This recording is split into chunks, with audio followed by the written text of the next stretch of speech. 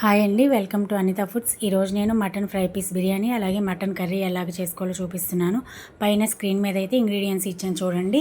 ఇప్పుడు మటన్ తీసేసుకుని ఒక గిన్నెలో వేసేసుకుని శుభ్రంగా 2-3 టైమ్స్ వాష్ చేసుకుని లాస్ట్లో కొద్దిగా పసుపు, గోరువెచ్చటి నీళ్ళు వేసేసి మళ్ళీ ఒకసారి వాష్ చేసుకుని పక్కన పెట్టేసుకోండి.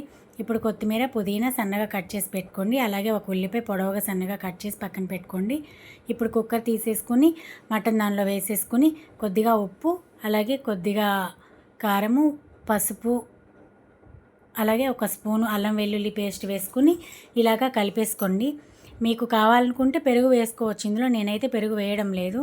సో తర్వాత మన మసాలా దినుసులు ఉంటాయి కదా, యాలకులు, లవంగాలు, బిర్యానీ పువ్వు, బిర్యానీ మొగ్గ, ఇవన్నీ కూడా ఒక్కొక్కటి వేసుకుని ఒక స్పూన్ ఆయిల్ వేసేసుకుని మూత పెట్టేసి, ఇప్పుడు ఎక్కువ ఉడకక్కర్లేదండి, 2-3 విజిల్స్ వస్తే సరిపోతుంది. ఇప్పుడు బిర్యానీ కోసం రైస్ ఒక గ్లాస్ తీసుకుని శుభ్రంగా ఒకసారి కడిగేసుకుని కొద్దిగా వాటర్ వేసేసుకుని నానబెట్టుకొని ఒకసారి కడిగితే సరిపోతుందండి. తర్వాత స్టవ్ ఆన్ చేసి కడాయి పెట్టుకొని ఒక 4 స్పూన్లు ఆయిల్ వేసేసుకొని డీప్ ఫ్రైకి సరిపడా అండ్ మనం ఉల్లిపాయలు డీప్ ఫ్రై చేసుకోవాలండి, గోల్డ్ కలర్ వచ్చేదాకా వేయించుకోవాలి. అందుకోసం అని చెప్పేసి ఇవి వేగేలోపు పక్కన వేరే స్టవ్ ఆన్ చేసేసుకుని ఈ గిన్నె పెట్టేసుకుని దానిలో ఒక 2 స్పూన్స్ ఆయిల్ కానీ నెయ్యి కానీ వేసుకుని ఒక స్పూన్ అల్లం వెల్లుల్లి పేస్ట్ వేసుకోవాలి. ఇది వేగిన తర్వాత మసాలా దినుసులు ఉంటాయి కదా, లవంగాలు, యాలకులు, బిర్యానీ పువ్వు, చెక్క, ఇవన్నీ కూడా ఇలా వేసేసుకుని ఒక్క నిమిషం ఫ్రై చేసేసి తర్వాత ఒక గ్లాస్ బియ్యంకి నేను 2 గ్లాసులు వాటర్ తీసుకుంటున్నాను అనమాట. మనం కర్రీలో వాటర్ యాడ్ చేయలేరు కదా, సో అందుకని చెప్పేసి వాటర్ 2 గ్లాసులు తీసుకోవాలి.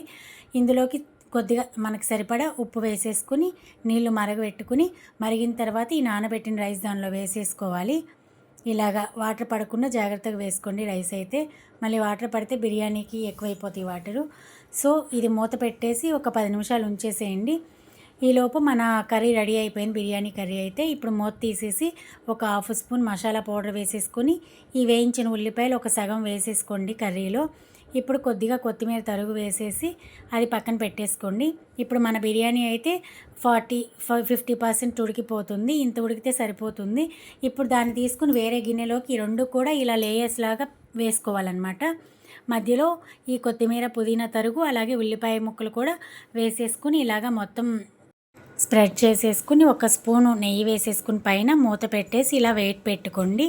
ఇది అయిపోతుంది. ఒక 10-15 మినిట్స్ మీరు తీసుకున్న క్వాంటిటీని బట్టి స్టవ్ సిమ్లో పెట్టేసి ఉంచేసుకోండి. తర్వాత మూత తీసి ఇలాగా ఒకసారి కలిపేసుకోండి. చాలా బాగా వచ్చింది చూడండి, ఆయిల్ కూడా అవ్వడం లేదు, చాలా పొడి పొడిలాడుతూ చాలా పర్ఫెక్ట్గా వచ్చేసింది. ఇప్పుడు మనం కర్రీ ప్రిపేర్ చేసుకుందాము. దీనికోసం ఒక ఉల్లిపాయ పెద్దగా కట్ చేసుకుని ఒక చిన్న టమోటా ముక్క తీసుకుని మిక్సీ చేసుకుని పక్కన పెట్టుకోవాలి. ఇప్పుడు స్టవ్ ఆన్ చేసేసి ఒక కుక్కర్ తీసుకుని దానిలో ఒక 2 స్పూన్ల ఆయిల్ వేసేసుకుని మన ఈ పేస్ట్ దానిలో వేసేసి ఒక నిమిషం ఫ్రై చేసుకోవాలన్నమాట.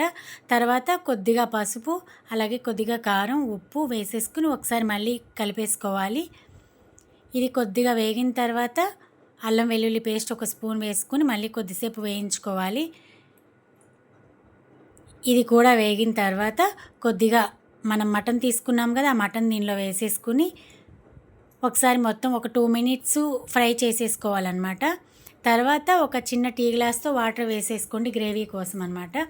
ఇప్పుడు కుక్కర్ విజిల్ పెట్టేసి ఒక 3 విజిల్స్ వచ్చిందాకా ఉంచుకోండి. ఈ మటన్ లేతగా ఉందండి, ఫాస్ట్గా ఉడుకుతుంది, సో సరిపోతుంది. ఇప్పుడు ఒకసారి చెక్ చేసుకోండి, మూత తీసేసి ఉప్పు కారం అవి సరిపోతున్నాయో లేదో. సరిపోకపోతే ఇప్పుడు వేసేసుకోవచ్చు అనమాట. అలాగే ఒక 1/2 స్పూన్ మసాలా పౌడర్, కొద్దిగా కొత్తిమీర, అలాగే ఒక 1/2 స్పూన్ ఎండు కొబ్బరి తురుము వేసుకుంటున్నాను, చాలా బాగుంటుంది వేసుకుంటే. ఇలా కలిపేసుకుని పక్కన పెట్టేసుకొని మన కర్రీ కూడా రెడీ అయిపోయింది. ఇప్పుడు పెరుగుతో కచంబరి చేస్తున్నాను అనమాట, బిర్యానీలోకి బాగుంటుంది. క్యారెట్ ఒకటి తీసుకొని పైన తొక్కంతా తరుక్కుని ఇలాగ తురుముకోవాలి సన్నగా.